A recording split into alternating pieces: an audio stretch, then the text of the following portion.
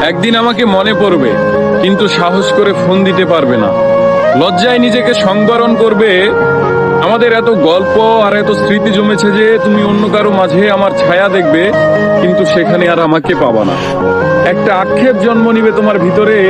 রাত গভীর হলে আমার ফেসবুক ওয়াল ঘুরতে মন চাইবে তোমার। হয়তো সব বাধা ভেঙে মনের সাথে যুদ্ধ করে হলেও আমার প্রতিটি পোস্ট দেখবে, হাসবে, রাগ করবে, কিন্তু আমাকে সেই অনুভূতি বলতে পারবে না। এর চেয়ে আর বড় কষ্টের কি হতে পারে বলো? কোনো এক ভোরে কিংবা গভীর রাতে ঘুম ভেঙে ফোন চেক করে দেখবে আমার কোনো টেক্সট আছে কিনা। আমাকে না পেয়ে তোমার যেই দীর্ঘশ্বাস জন্মাবে তা তোমার প্রাপ্য ছিল। আমি তো কোনো অন্যায় করিনি। এখন যার সাথে আছো তাকে নিয়ে যতই সুখে থাকো, যতই ভালো থাকো, আমি জানি আমাকে তোমার মনে পড়বেই, কারণ আমি তোমাকে ঠকাইনি।